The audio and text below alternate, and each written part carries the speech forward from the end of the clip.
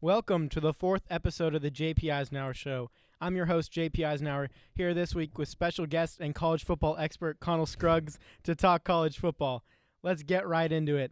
First topic is going to be about Tua Tagovailoa, a quarterback that's real close to you, Connell, being a Bama fan.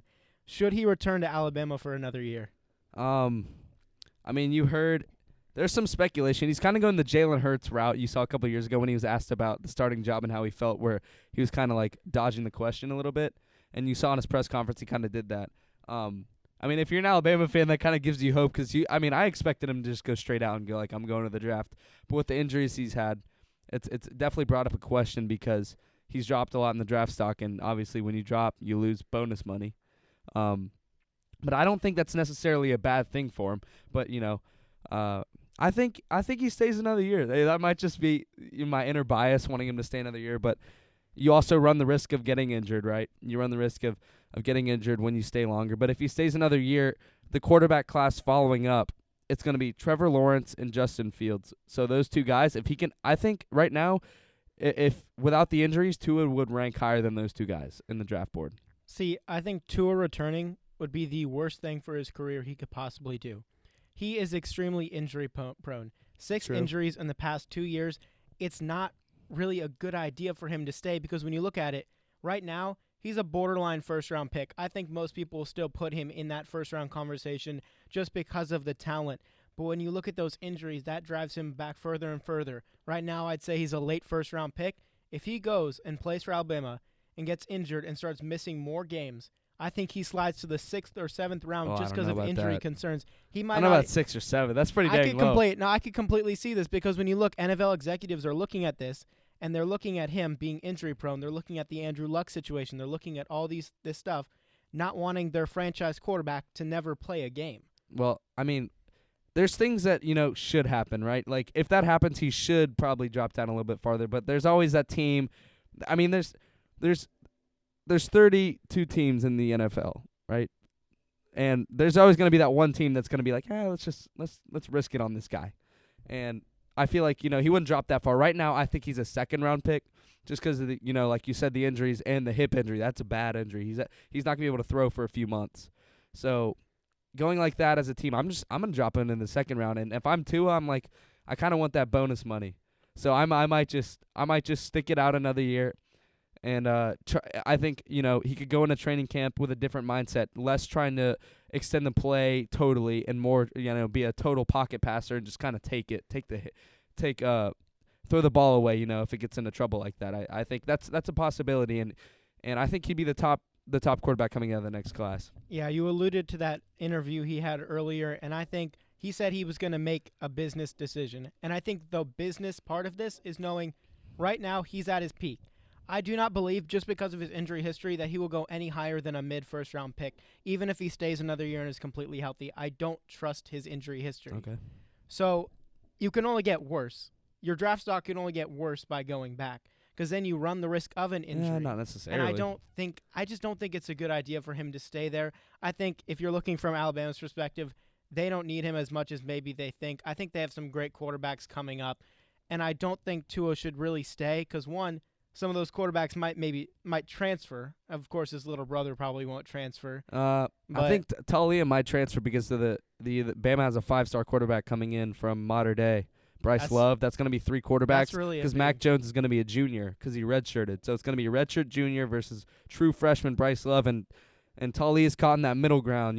That middle ground where he's between the two grades. So yeah, he might end up transferring out. Right now, I think you have those 2 quarterbacks. The best thing for both of their careers would be having Tua move on and picking between those 2 players, choosing who you want as your quarterback of the future and letting the other one walk. That's fair. Also, if you go in the second round, you're likely to go to a better team than if you get picked like top 5 overall. You're going to go to a crap team. And you see quarterbacks, when they go in the top 5, they don't necessarily work out because they go into a system where they're really expected to go out there and play kind of first day. You saw that with Baker Mayfield. He got implemented I think, too early.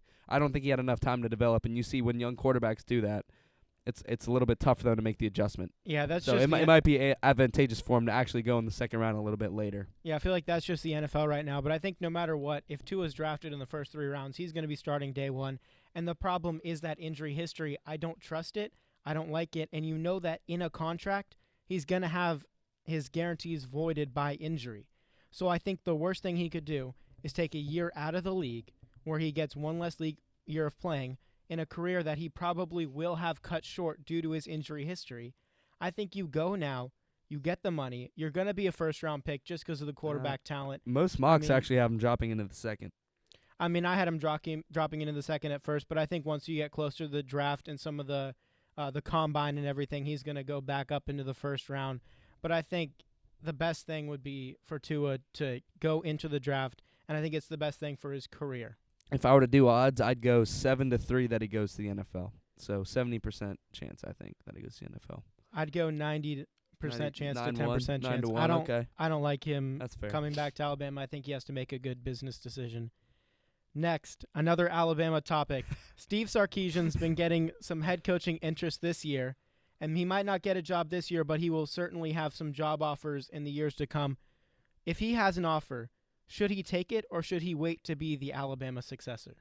I think he could wait it out a little bit, because right now, if Nick Saban were to retire right now, I think Alabama would, number one, look for a head coach from the outside and see if anyone was willing, right? And that Alabama job, it's pretty highly wanted, but that's not the circumstance. The circumstances of years down the road. And so if Sarkisian were to stay with them years down the road, I think Bama would have more of a likely they would more likely hire him as a head coach because of his experience in the program, right?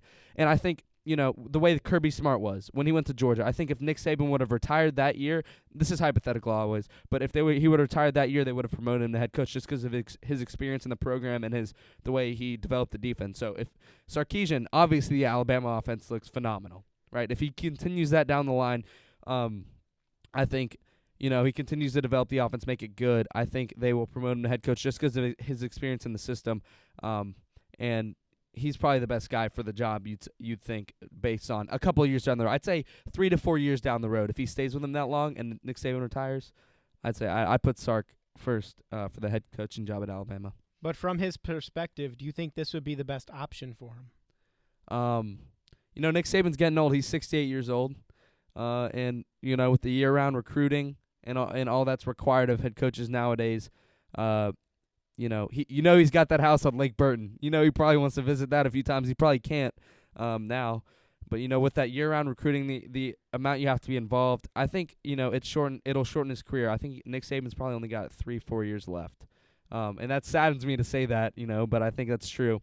And that's not that long in terms of waiting. In terms of coaching careers, that's not that long, 3 or 4 years. So I think if Sarkisian can wait that out, probably. I think waiting out would be a bad decision. I'm not for promoting from the inside when it comes to something like this, because when you look at Sarkisian, he's been everywhere. He's had head coaching jobs before. He's been everywhere. And I think what would be best for him is not taking over a team where you're going to be in the shadows of Nick Saban. You'll always be known as Nick Saban's successor. Go pull a page out of Kirby Smart's book. Go to a different school. Go to an SEC school and build your own legacy. You go and you can create a winning team with any team. I mean, I would personally love to see him at Mizzou. Okay. But, I mean, so let's use that as the example. If he goes to Mizzou and makes Mizzou a playoff contender year in and year out, he's not known as Nick Saban's successor. He's going to be known as the guy who took Mizzou from worst to first. And when you look at that, I think the best option for a head coach, you want to have your own franchise that you could say, this is my team. Right, but it definitely comes at an advantage when you already have a start, right? Alabama's got this recruiting profile where they're top 3 recruiting class every single year. I think if I'm a head coach, I want to stay in that program. I want to have the top 3 recruiting class every year because it's just going to make it easier. Also, if you look 3-4 years down the line, it's like player contracts. Every single new coaching contract is going to be higher than the last, really. So if he waits 3-4 years, he could have that coaching contract that he wants and stay in Alabama. So he could just be basically handed the program on a silver platter. And I would take that if it's me. Plus the money, yeah. I'm taking that job. You mentioned the recruiting class. Don't you think, though, if Steve Sarkisian goes somewhere else, he will bring some recruits with him? People will want to go there because he's He will, there. but, I mean, he won't. The Alabama name brings a certain kind of connotation with it. If you're with Alabama, Alabama brings more recruits than Steve Sarkisian does. So if he were to stay at Alabama, he's obviously going to get the recruits he brings himself, plus what Alabama brings just because of their name and their success. I don't know. Personally, I would love just to have my own team where I'm not the successor to someone else. Like, I'm not Bill Belichick's successor. I'm not Nick Saban's successor. I'm my own team. I created this team from scratch. The person before me was horrible, so that's why I took over this team. And that's just a mindset thing. We can't get into Steve Sarkisian's mind and see what he's trying to think. But I know I'm just trying to bring up the different possibilities, that are going through his head. Now, Connell, I know this is something you are very against, and that is the New York Six Bowl format. Should they change the format of the New York Six Bowl? I think they should change the New Year's Six format, and I think if you look at the matchups, most of them are fine. Oregon playing Wisconsin, that's going to be a good game in the Rose Bowl. Georgia playing Baylor, I think Georgia's going to win that game, but with the injuries they have, that could, it could mix. It could be an interesting. It's going to spice things up there. And in those two matchups, you got the 6 playing the 8 and the 5 playing the 7. Those are good matchups. And then you move to the next bowl. You got Florida playing Virginia.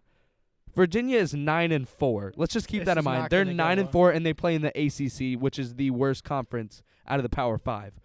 So you look at that, and you're like, that's a little bit off. Florida's going to blow them out as long as all their players just don't play, because of the draft. But I don't think that'll happen. There's a couple players that are not going to play. I think their star cornerback is not playing. Mm-hmm. I forget his name, but I read that in the news. He's not playing. But Virginia, really, there's so many more deserving teams that deserve to play in their spot. It's all because of the conference ties. It's the ACC playing the highest ranked SEC Big Ten non-conference champion or Notre Dame, and so the second seed in the ACC is Virginia. But you look here, all the teams ranked ahead of Virginia. Let me just point some out that are not in the New Year's Six. Auburn, Alabama, Michigan, Notre Dame. Alabama does not deserve a New York Six Bowl this year. I'm sorry. But they have not beat a ranked team. JP, they're all teams ranked ahead of Virginia. Let me just keep that in mind.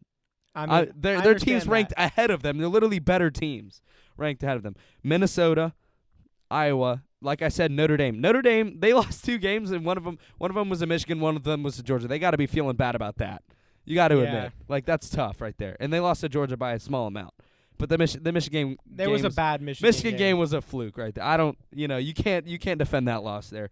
But I don't know. I just don't like the ties. I think you should really just play the best teams. If you're looking for the games that are going to make the most money, it's going to be the teams that play the seed right below them. So, for example, I think the 5 should play the 6, the 7 should play the 8, the 9 should play the 10, and the 11 should play the 12 for the 4 outside of the college football playoff New Year's Six Bowls. Yeah, I completely understand wanting to have the best teams compete.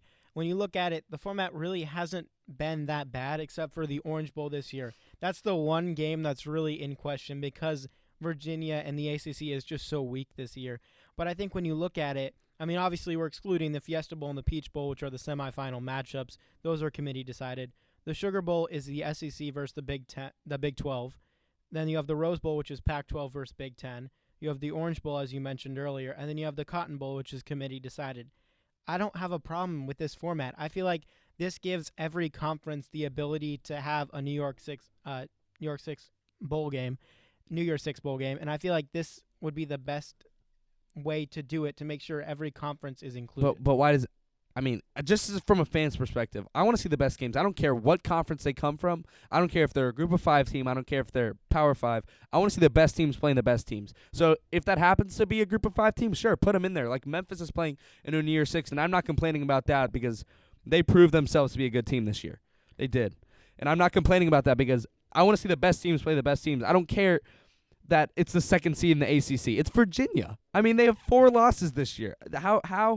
How can you defend that? Obviously, that Virginia versus Florida game is going to be horrible. But when you look at the other matchups, they're not bad matchups. Yeah, they right. have No, I agree. Good games. You know why? I think the format's been working. It's just not right now with one bowl game. You know why they're working? Because the 5's playing the 7 and the 6 is playing the 8. Not because of the conference they're associated with. The 10 playing the 17, though, I have no problem with Memphis versus Penn State. Right. I think that's a great game. I think that's a great game. That's not top 10. That's not a top 10 Yeah, but that's not matchup. as atrocious as Florida playing number 24 Virginia, especially considering how is Virginia ranked in the top 25?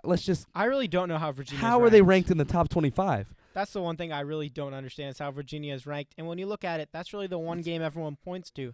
But I feel like it is one really bad game. They might look at that in the future and change the format a little, but I think you keep the format similar to how it is now. And this is not, do I think it will change? Because I don't think it'll change just because of how old these bowls are and how much history they have.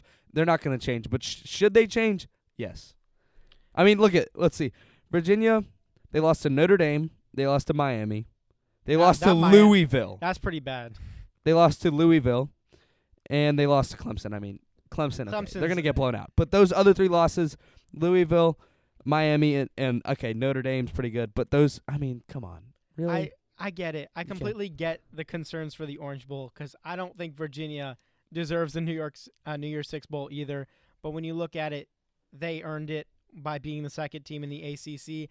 Do I think they're going to get blown out? In the Power 5. Absolutely. I think Weakest conference in the Power 5. Yeah, except for Clemson. I think Clemson's sneaky good. I think they yes. Clemson, they've just been so underrated this year because they haven't played any. They haven't been a less than a 2-touchdown favorite in any of the games they've played. They're favored but they're over still Ohio good. State. They're still amazing. Can we talk they're about that for a second? By 2 points over Ohio State. That's a little bit crazy. I'm taking Ohio State in the points on that. Of Spread, course, but come on, man. 2 points. That's just game. Win or loss. It's going to be a better game than a lot of people think. For sure it will be good. Clemson's still a great team, and Trevor Lawrence, they've improved throughout the year, so I think that'll be a good game. That's going to be the game I'm watching. Yeah, some great bowl matchups except for the Orange Bowl to watch. That's gonna be it this week for the JP Eisenhauer Show. Remember to listen next week as we'll go over NFL headlines. Signing off this week is JP Eisenhauer, joined here by Connell Scruggs. I'll see you next week.